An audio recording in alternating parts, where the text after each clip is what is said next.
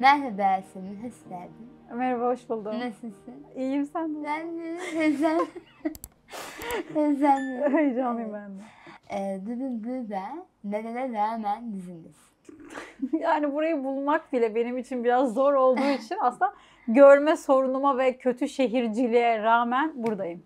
Ben birazcık klasik beslemek istiyorum. Öncelikle nerenin kazasıdır Erdeniz'in? Vallahi Van Gölü civarı. Öyle bir tane şey vardı, böyle seçim haritasında Van Gölü kısmını beyaz koymuşlardı. Burası niye beyaz kaldı diye. Dedim al işte buranın kazası olabiliriz.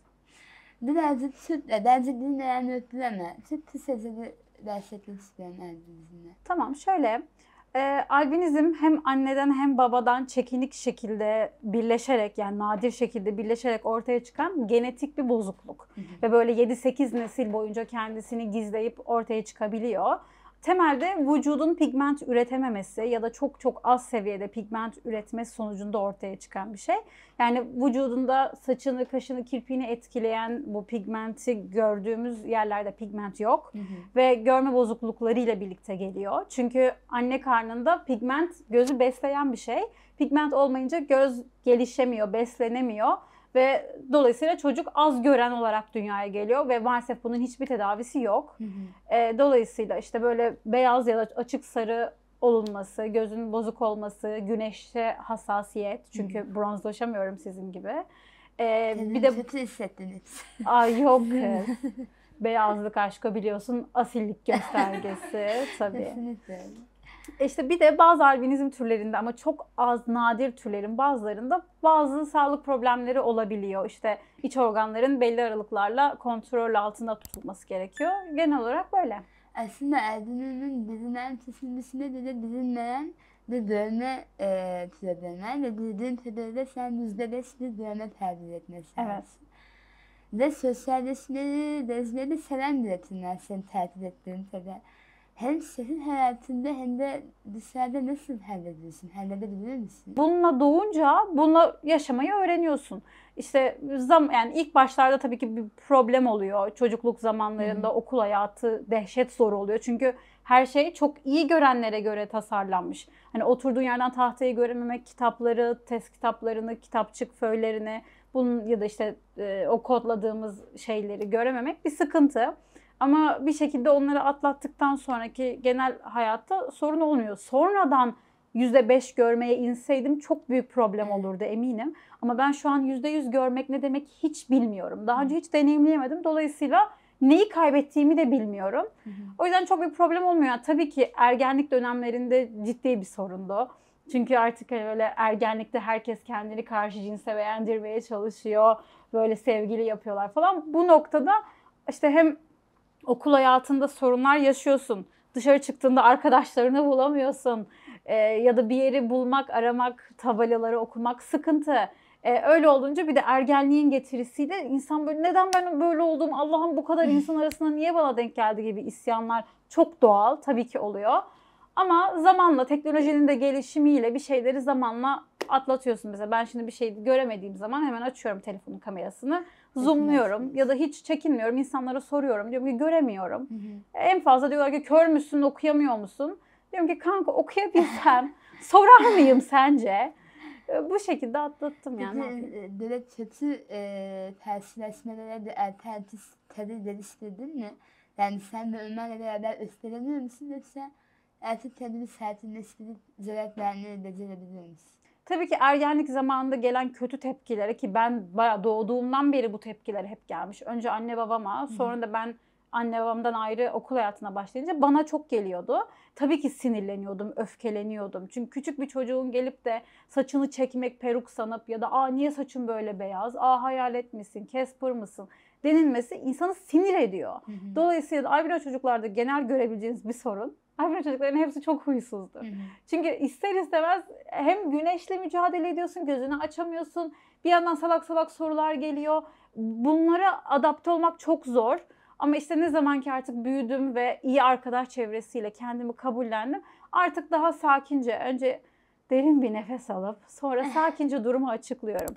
Yani ilk başta tabii çok kötü gelen yorumlar hala daha beni üzüyor. Yani bir şeyleri atlatıyor olmak bu kötü yorumlara üzülmediğim anlamına gelmez. Ama yine sakince anlatmaya çalışıyorum. Bana hala daha havuç suyu iç bak çok iyi gelir gibi çok dahiyane fikirler geliyor. Ne yapayım ben de sakince hayır yani maalesef bu bir çözüm değil gibi açıklamalarda bulunuyorum. Ama küçükken çok sinirleniyordum, çok tepki gösteriyordum. Ya da genelde ilk sıkıntı şu oluyordu, hiçbir şey diyemiyordum.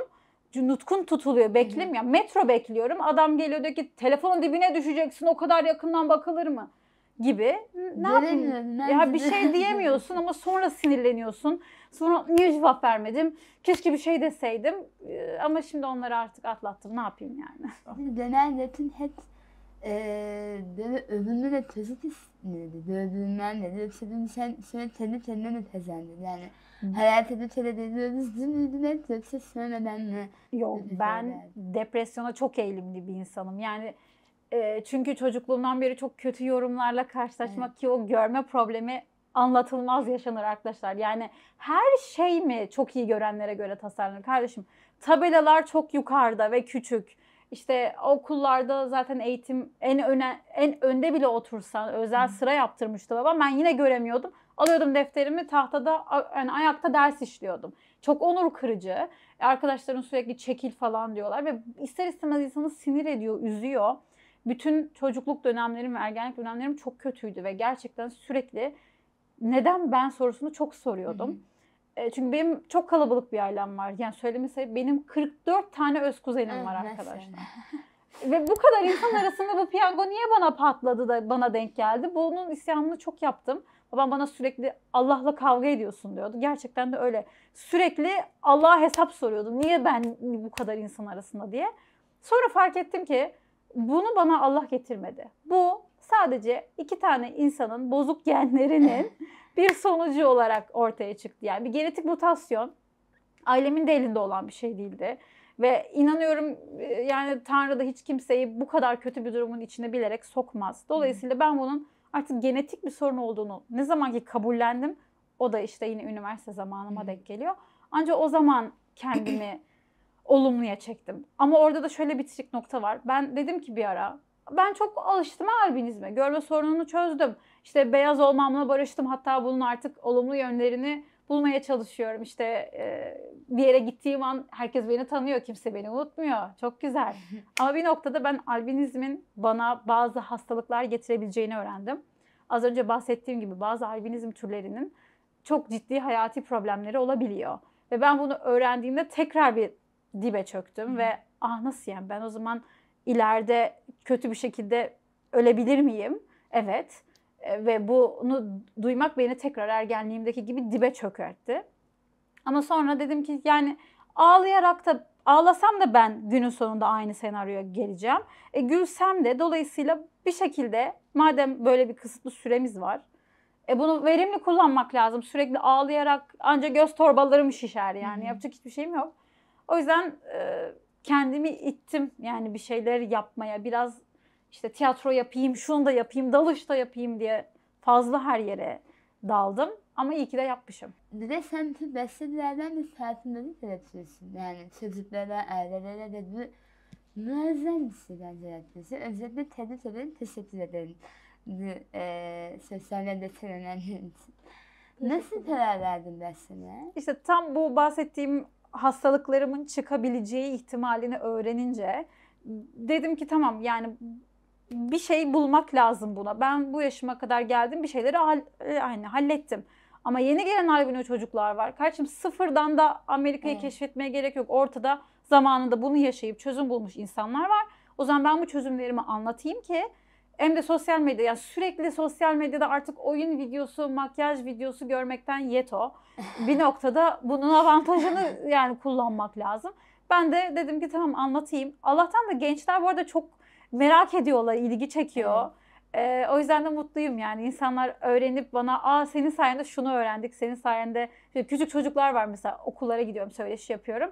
Ve benim zamanımda küçük çocuklar hiç böyle değildi. Aksine herkes beni dışlıyordu. Maşallah bunlar bomba gibi geliyorlar, merak ediyorlar, öğrenmeye çalışıyorlar. Ben mesela soru soruyorum, sizce bu nedir diye. Hemen cevap veriyor. Demek ki videolarımı gerçekten dikkatli izlemişler. O yüzden bunları görmek de beni mutlu ediyor. En azından benden sonra gelen albino çocuklar daha bilinçli ve iyi bir ortama geliyorlar. Bunu biliyor olmak beni mutlu ediyor tabii ki. Yani. Şimdi derdiklerin için en böyle cessetli merak ettiğim sorular. Özel hayat. Çünkü böyle genel sağlıkla ilgili bilimselcilerimiz kısımları ötü benden. İşte senin derslerini öğreniyoruz. Ama bir de başka bir dünyada senin gerçek hayatın var. O yüzden özel hayatın, ikili ilişkilerin nasıl ilerliyor? Seni böyle canını acıtan, üzen şeyler yaşıyor musun? Ha, gossip en sevdiğim. Şimdi şöyle, yani kız arkadaşlarım bile seni dışlıyorken bir erkeğin sana bakabileceğini düşünemiyor o insan. Çünkü işte gözüm titriyor, onun gözlerine bakamam. Ay zaten az görüyorum, ya beni beğenmezse. Bir de ister istemez biraz eksik görüyorlar seni. Kızlar bile eksik görüyor. Dolayısıyla bir erkeğin de sana bakabileceğini insan düşünemiyor. Ve bütün hayatım bununla mücadeleyle geçti. Gerçekten hala daha bu benim için ciddi bir problem. Yani tamamen aştığımı söyleyemem. Çünkü bu zamana kadar hayatıma neredeyse hiç birini almadım. Çünkü hep şunu düşündüm. Ya beni, yani oldu da bir şekilde beni sevecek birini buldum. Hani mümkün değil ya, ama diyelim buldum.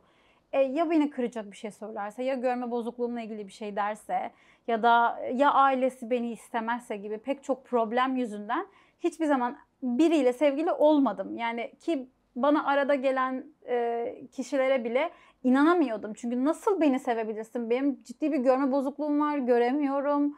Gözüm titriyor. Hani düşünemiyorsun, çünkü arkadaşlarının işte dakika başı sevgili değiştirirken senin hiç sevgilinin olmaması ergenlikte bu duyguyu çok besliyor. Ama gel gelin, benim şu an bir erkek arkadaşım var. İşte Dedikodu. teşekkür ederim.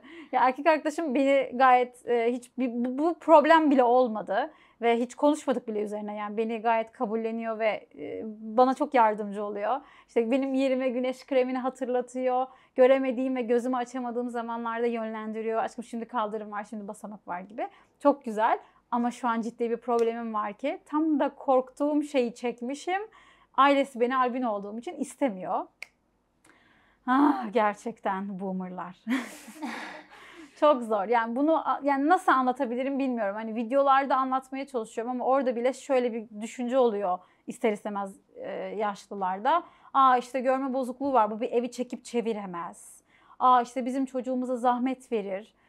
Ya işte ileride çocuğu da onun gibi olursa, ya da ay bu zaten birkaç yıla ölecek gibi hiç anlamadığım kötü düşünceler var. Birincisi, kanka ben niye senin çocuğuna zahmet vereyim? Ben senin çocuğunla dünyaya gelmedim. Dolayısıyla ben kendi kendimi çekip çevirebiliyorum. Yurt dışına çıkıyorum, şehir dışlarında geziyorum, tozuyorum. Hani artık annem bile diyor ki evi otel olarak kullanıyorsun. Gerçekten çok geziyorum. Böyle olunca ben kendimi demek ki idare edebiliyorum. Bir evi de çekip çevirebilirim. Yani ne var bunda? Tamamen görme engelli olan kişiler de gayet kendi hayatlarını kurabiliyorken ben de kurabiliyorum.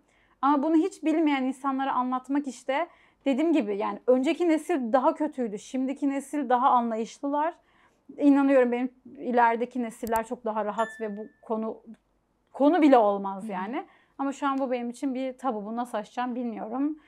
Yorumlarda yazın vallahi ya da çıkışa gelsin. Gerçekten nasıl bir çözümün var mı? İkna edileceğini düşünüyor musun mesela? Bu hani az önceki şey konusu var ya, hani bu gelen problemlere nasıl yaklaşıyorsun Evet. diye.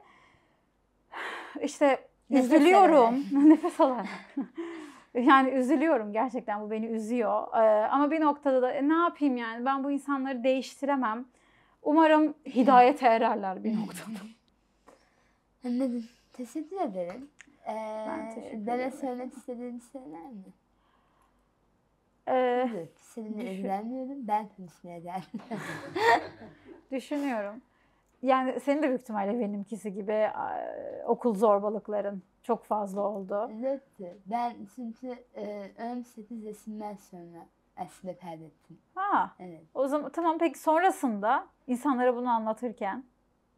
Çünkü benimkisi tamam doğuştan gelen bir şey ve yani artık böyle ilerledi. Ama şey düşünüyorum, sonradan albino yani sonradan albino olmak diye bir şey olsaydı ne yapardım bilmiyorum yani. tercih etti derselerdi dövüşten bölümünü tercih ederdim. Çünkü bir tane daha hayatım vardı ve şu an başka bir hayatım daha vardı bir şey oldu.